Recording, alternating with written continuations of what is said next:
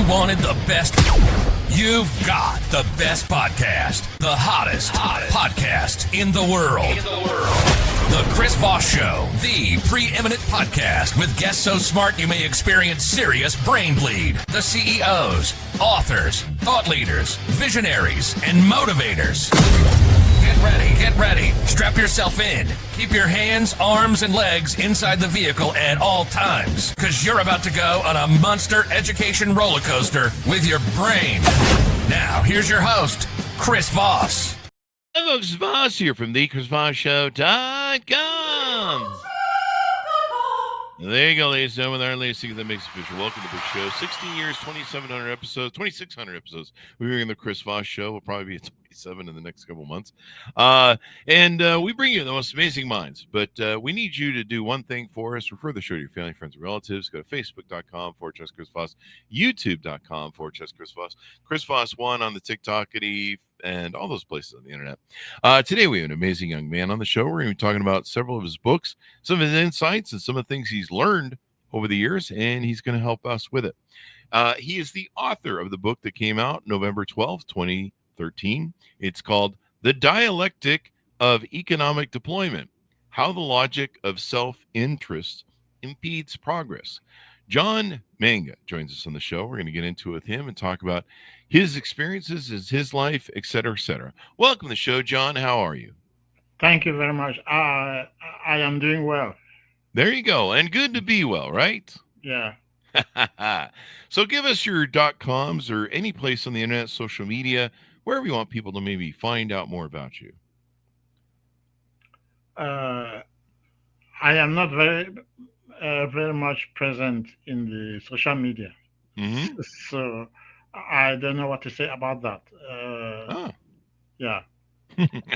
Well, people can at least buy your book online at Amazon. So give us a 30,000 overview of what's inside your book. I beg your pardon? Give me a 30,000 overview of what your book is about. Okay. My book is about the reasons I think the third world country are not developing as fast as they ought to, because their own development has started after the other countries have been developed. So they could have just transferred the knowledge and the technology, and they would have grown at a faster rate. So why are they not growing at a faster rate? Why are they? Some of them are not even growing. So what is holding that back? And I finally conclude that there must be something to it on the part of the developed countries. There must be something. I'm not saying they are the ones to blame for everything that is going wrong in the underdeveloped countries, but I suspect that they should know something about it. And that's I even went on to suggest some reasons why they would be behind such a scheme. Yeah. And I mean, there's kind of been a history of developed countries taking advantage of underdeveloped or third world countries that are trying to come up, and they steal resources from them and sometimes invade them, enslave the people. There's a lot of that that's gone on, especially in Africa. You have something you refer to as the core argument, the refreshing perspective. Tell us about what that is. One thing, the main argument in the book is the pursuit of self-interest. I'm holding self-interest as the main motive, the main reason why development cannot go faster than it ought to. Logically, it ought to be faster. I've already said that. But they can't have it because there are interests to project and defend from this from those who are already developed. Hmm. Yeah, they have to. It's it's it's a matter of uh, um, resisting or avoiding to go down once you are up there. Mm-hmm. Uh, it comes from the survival instinct. Mm-hmm. Yeah, because let me give you an example, simple one. There is a Chinese saying. They used to say it some time ago. I don't hear it said very often now, but it goes thus. Mm-hmm. Um, if you want to help somebody, teach them how to fish Mm-hmm. rather than feed them with fish. Mm-hmm. Okay, I come from a state here in the United States where fishing is one of the three top industries. The other two are mining and tourism. Go and ask those fishermen who go and get catch fish and come and distribute it to the rest of the world, if you want. Mm-hmm. Whether they want to have people going to the sea to fetch their own fish. Because if that were to happen, the fishermen will be out of business. Oh yeah. Huh? Yeah. So, for the interest of the fishermen, they will fight tooth and nail to prevent anybody from coming to catch, from learning how to catch fish by themselves. Hmm. So that's that's a very simple example. Mm-hmm. Yeah, And so and we can all verify. There are so many situations like that where you want to help, but you are afraid that if you help, you would lose something. mm, So you would rather keep what you have because if the third world were to develop, they will present a threat to the well-being of the already developed countries. mm. Let Um me yes, go ahead. do you find that there's kind of a mentality or strategy around this in country building? There's what's called the scarcity mindset where you think of resources or options in business or life as scarce, and so Mhm. you try and collect as much as you can and hold on to it and don't share with others. then Yes. there's a then there's a abundance mindset, and in the abundance mindset, that's where people share because they believe that resources are not just infinite, but there's plentiful of Hmm. resources. Hmm. And so would you maybe say that those are some of the issues at hand you talk about in your book? No, it goes far beyond that. See, I don't know whether you saw a short video I sent yesterday with my message. Mm-hmm. It was a lecturer in some kind of class setting Mm-hmm. who was teaching to his students. He was telling them, you see, the African continent is meant to remain a source of raw materials. Mm. That is in the greater scheme of things. I understand that. I knew that 30 years ago. I happen to have started my research since then. I knew that, but I never knew that it would be a conspiracy. I thought it was just because of the force. I come back to it again. The force of the argument of self-interest. I thought that was just, but more and more I can see that there might be a conspiracy behind those who have already those whose countries are already developed wanted to stay that way for two reasons. I have those two reasons in the book. Mm. One of them One of the reasons, the first reason is that they want to maintain the underdeveloped countries as a source of raw material. Hmm. And the other reason is that they want to have a captive market for finished goods. Hmm. So, if you allowed South Africa, for instance, to produce all the things that are produced in the West, which they are not producing now, you are setting them up to compete with you. Hmm. Do you see that? Today, today we are at loggerheads with, we by we I mean the United States and the West are Hmm. at loggerheads with China. It wasn't like this 30 to 40 years ago. They were an underdeveloped countries.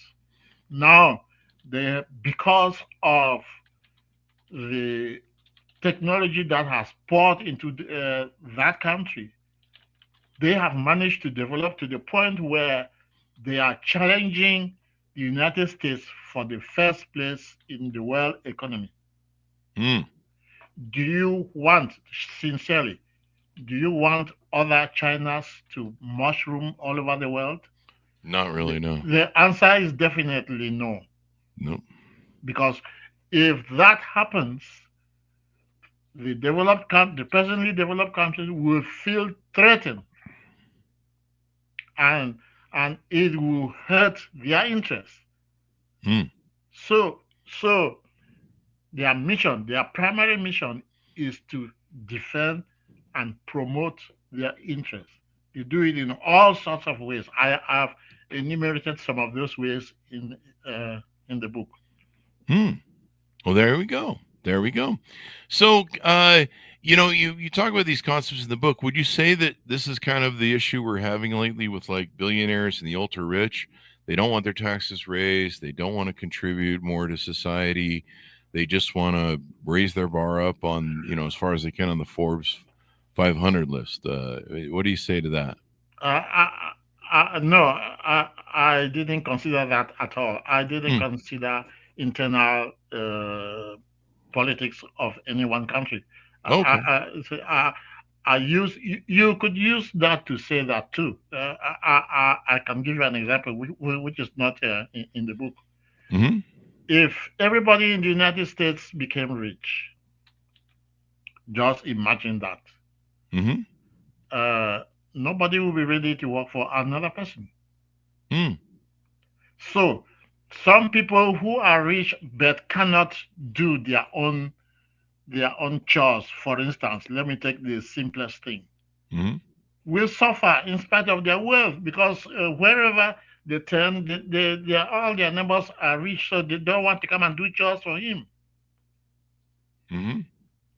So you see, even in the rich society, they need some people to be in a position that they will be forced to work for others.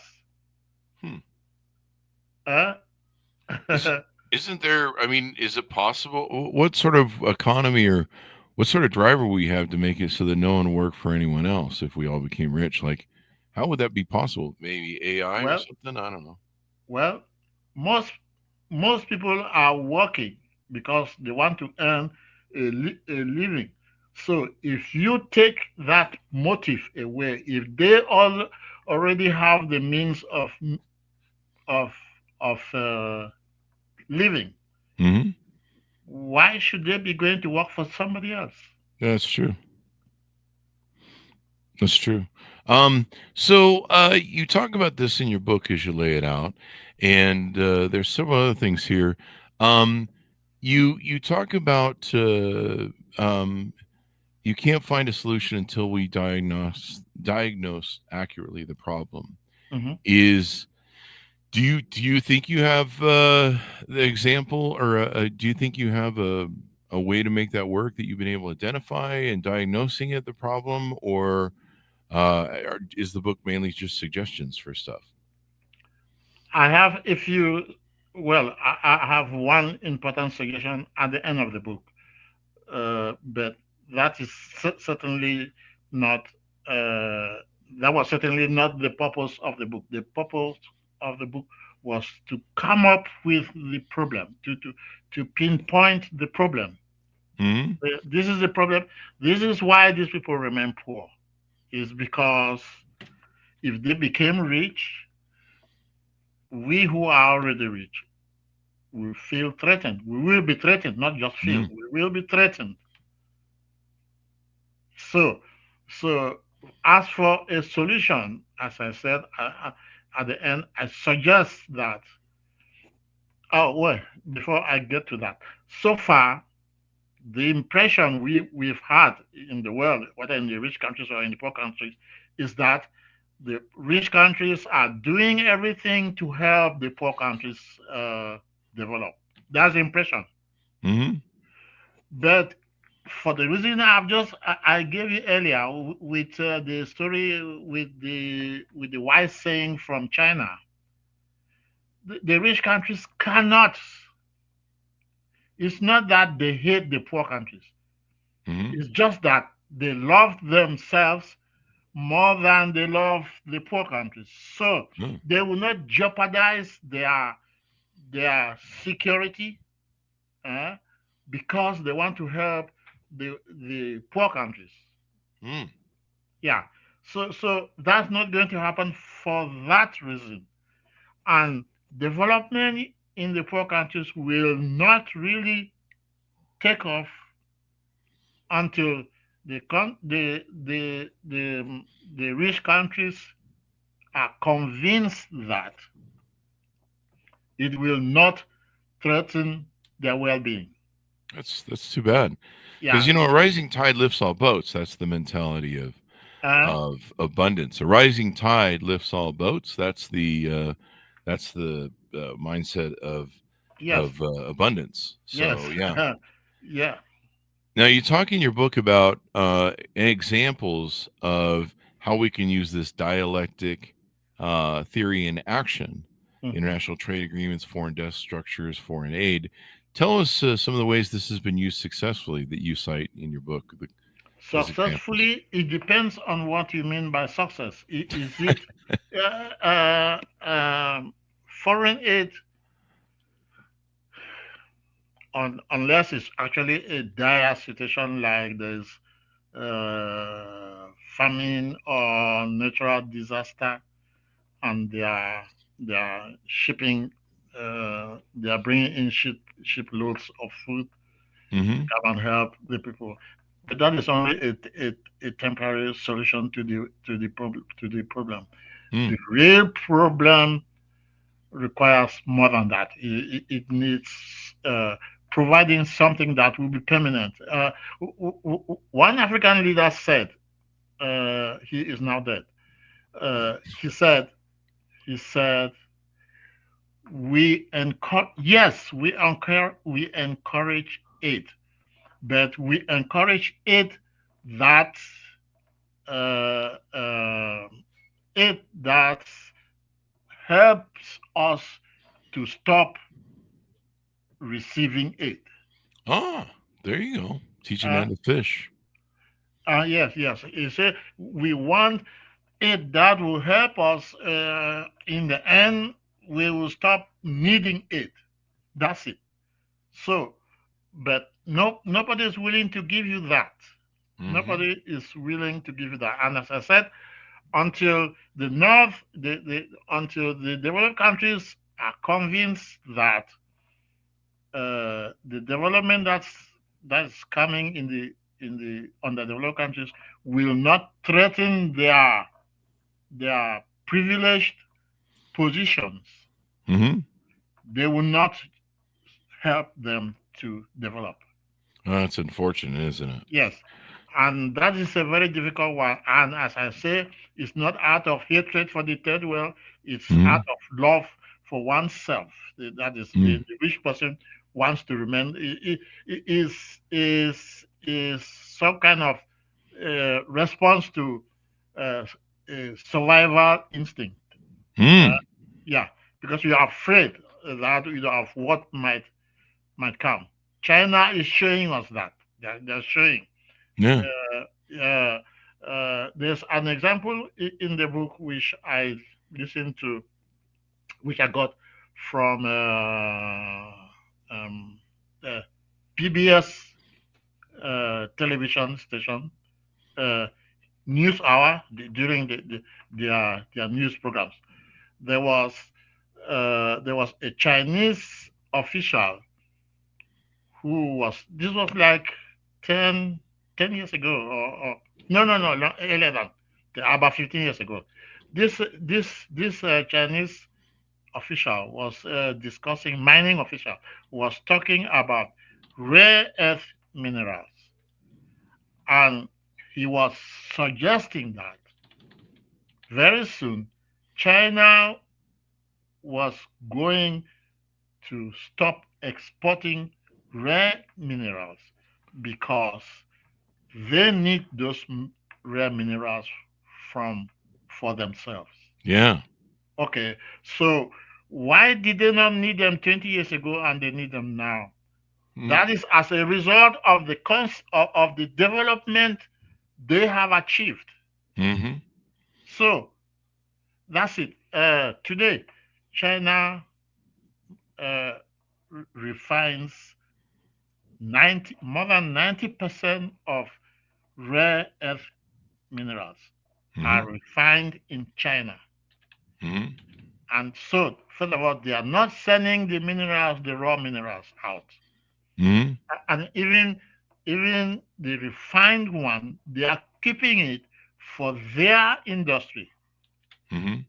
So that's the kind of situation we are going, the developed countries are going to encounter if that trend continues in other countries. Yeah. So there Yeah. will be scarcity for certain things here because those countries, if they start manufacturing their own airplanes, Mm-hmm. they will not come to buy Boeing or Airbus anymore. They Mm. will start using their own airplanes. So, and in order for them to manufacture their own airplanes, they will use their raw materials, like China is doing now with rare earth minerals. Mm-hmm. So the presently developed countries will not have access to the raw materials anymore. Yeah. So those poor countries, today's poor countries, will not be a source of raw materials for the rich country because they are Mm-hmm. able to they are able to transform those minerals themselves. And then, secondly, I've already mentioned it. When they are manufacturing their own the goods they need for their Mm-hmm. society, Mm-hmm. the markets which the developed countries have been supplying to will dry up. Mm. So, is that in the interest of of the developed countries? My answer is definitely no. That doesn't go along with with their interest. Mm. It goes against their interest because their interest is to keep that market for raw materials open, and that market, that captive market for finished goods open. Ah. Yeah. Yes. I mean, that'll do it. That'll Huh? do it. And are there any good examples you've seen of dialectic in action that has been good at lifting up other countries? Have you seen any of that going I on? Well, China. China is a good example. Mm-hmm. We sent them all over the world. There was technology going into China. Mm-hmm. Well, China would consider that good. Yeah, many people would consider that good. But but it happened. Let me tell you why it happened. Mm-hmm. Interest. There are two types of interest. There is short-term interest and long-term interest. Mm-hmm. The West, who supplied technology to China, were responding to short-term interest. They flooded China. China opened their gates. Said, bring in all the technology we have. We are ready to buy it. Mm-hmm. Now, today, China is very selective with the technology it imports. Yep. You should be surprised. Well, somebody should be surprised to say, but 30 years ago they wanted everything, but now because they have acquired so much that they are developing their own technology. Yeah. So while sending them technology, that was a good part. They welcomed it. It was good for them. But the long term result is that it wasn't good for those countries who send their technology to China. But they sent them because there was short term gains to make, and they Mhm. were happy with those gains. Yeah. There you go. What do you hope people come away with when they read your book? What do you hope they learn? Well, I am drawing their attention to the problem, to the real, what I think the real reason Hmm. why their countries are not moving ahead as they ought to. Mm. It's up to them. It gives them a chance to rethink the negotiations they make with rich countries for transfer of technology. They should rethink it, whether they should get into it or not. See, uh, by the time the third world, many of the third world countries got their independence in the 60s, Hmm. especially those that were French, that were still French colonies. Hmm. France, under General de Gaulle, made them sign uh, agreements. They called them Accords de coopération. They Mm. signed those agreements that uh, France will have first choice when it comes to where to sell their their natural resources. France, Mm. unless France doesn't want a particular uh, mineral resource, Mm. then can those countries sell those resources to any other buyer? Hmm. The consequence of that is very, very grave. Let me give you the example of Niger. Niger has uranium.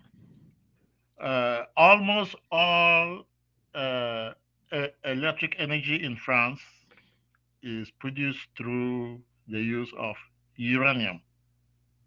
Okay, that shows you how important the mineral is.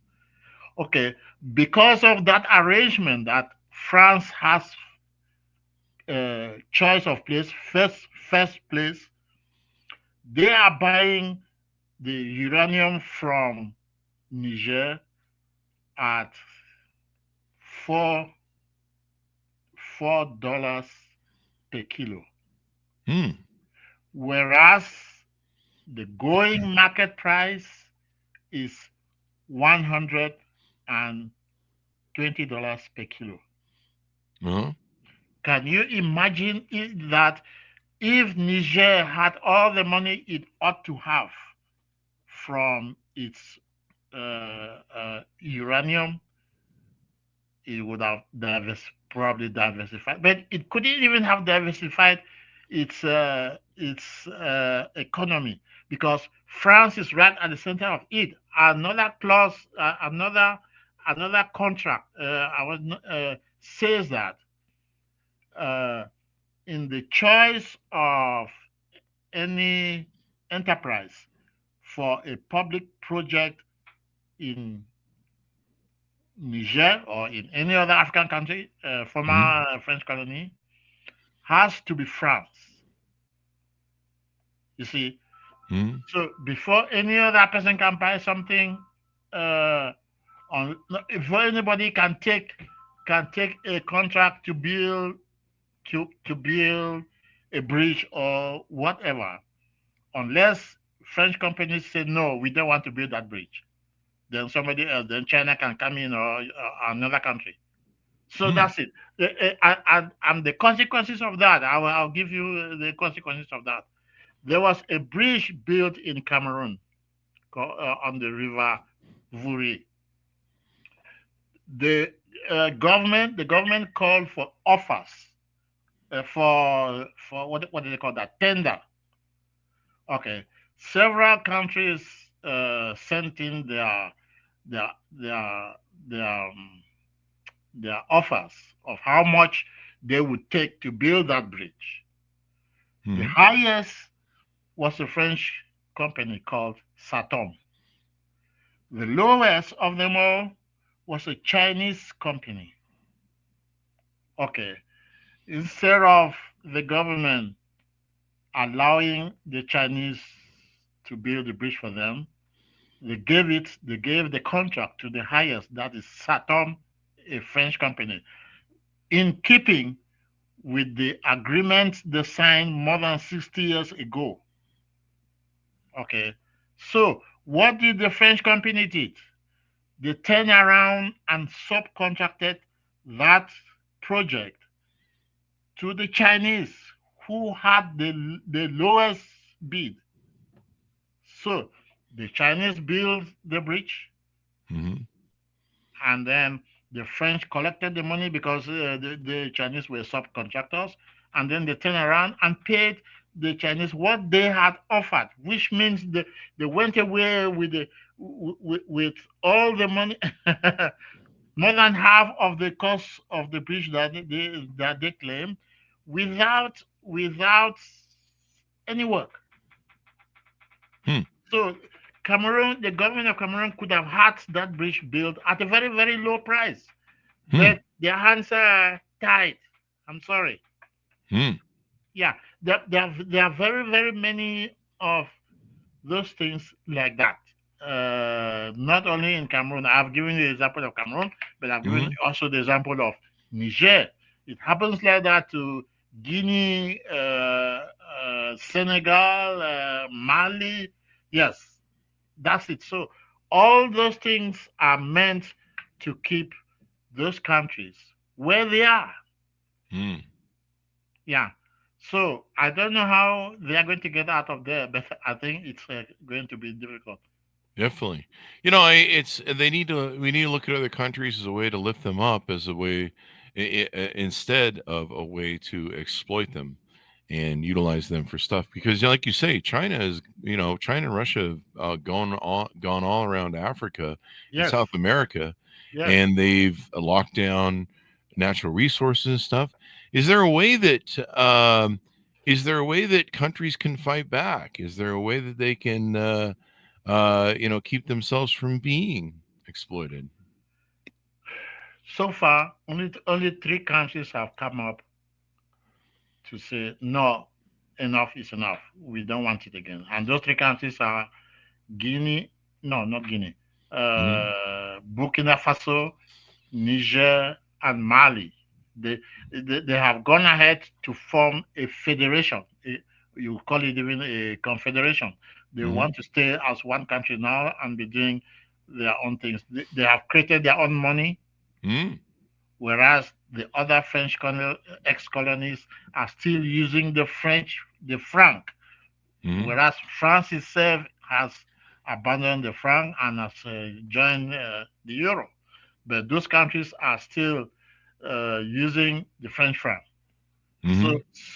so legally, I don't know how they can do it. It goes back to the the concessions they made at the time of independence, because Hmm. I have read a letter, or at least part of a letter of the French Prime Minister at the time. He was talking to the future president of Gabon, Leomba. Hmm. He said they had already sent those contracts to that country for the leader to sign, and the leader was hesitating. And the French Prime Minister, Michel Debré, said in a letter to the future president of Gabon, he said, Those two things go together. That is, you sign the accord de coopération,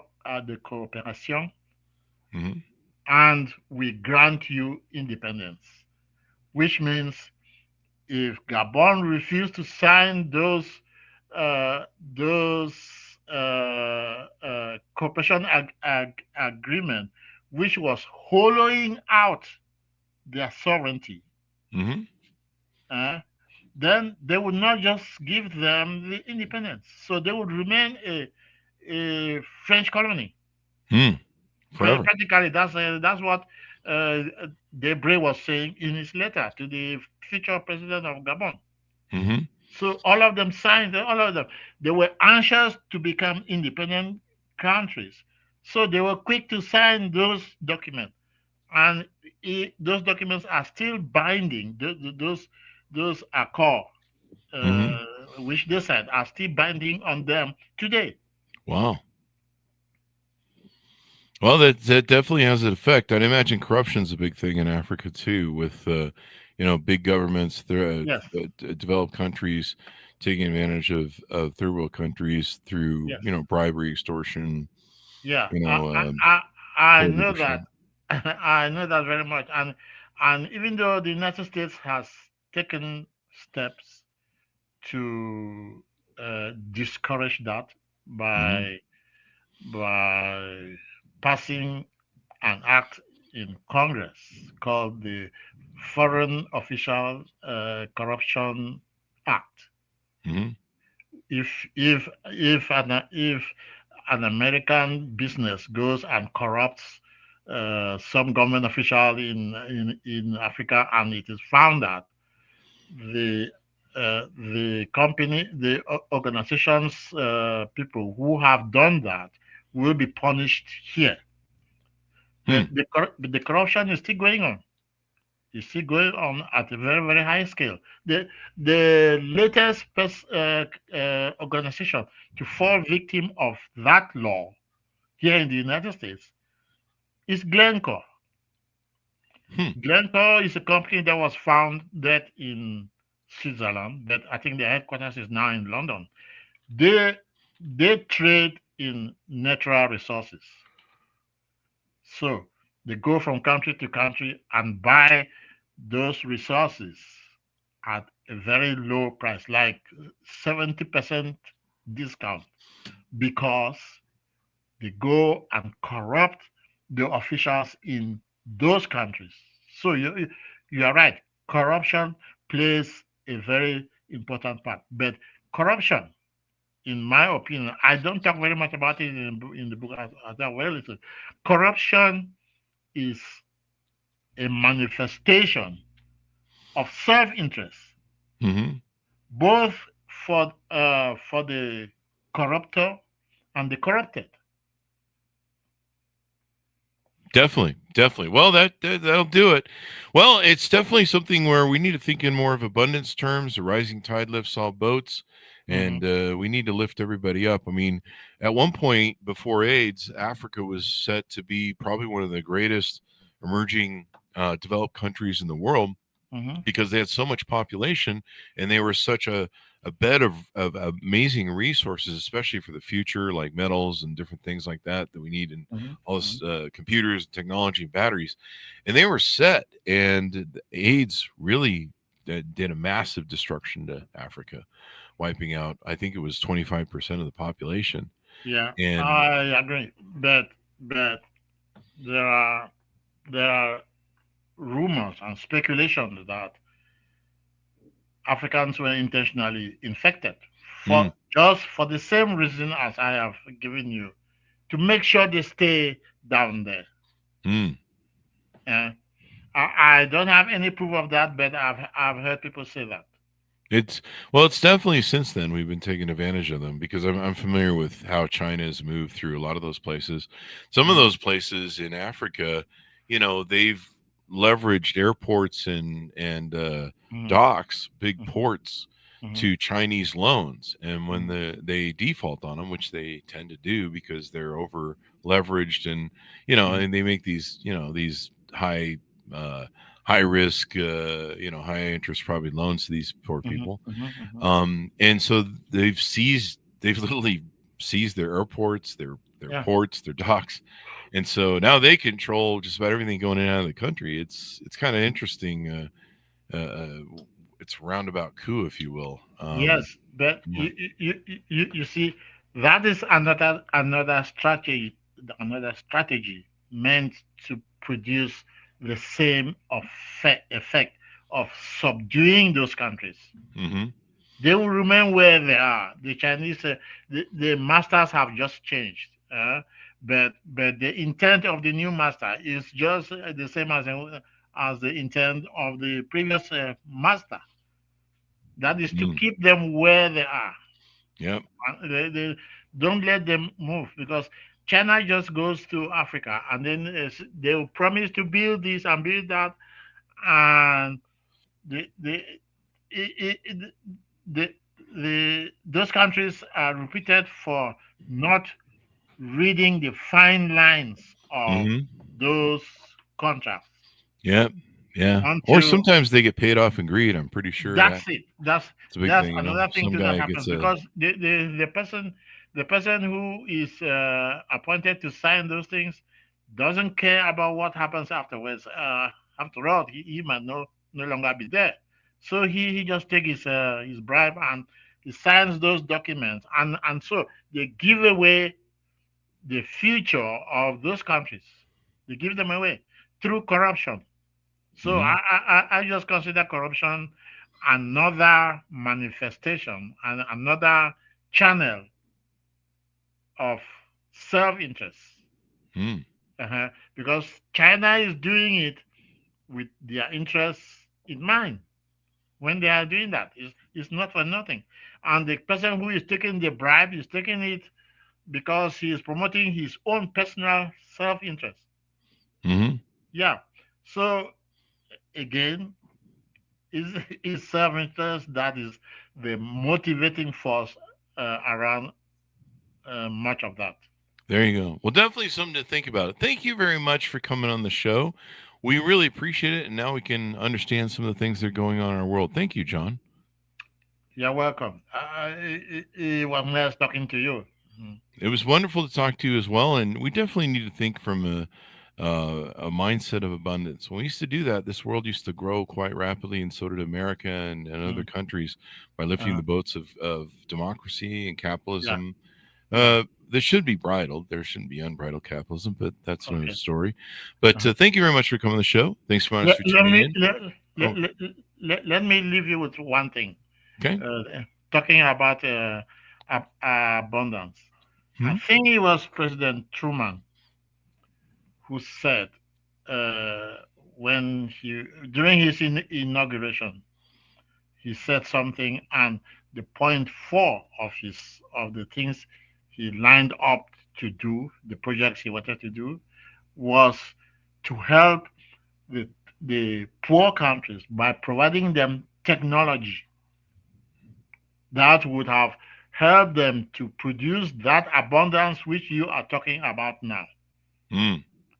But the action didn't go beyond that inaugural speech. It didn't do much. The question I asked myself when I read that was, why? Why since then? Why have the poor countries not achieved that abundance? The answer is easy.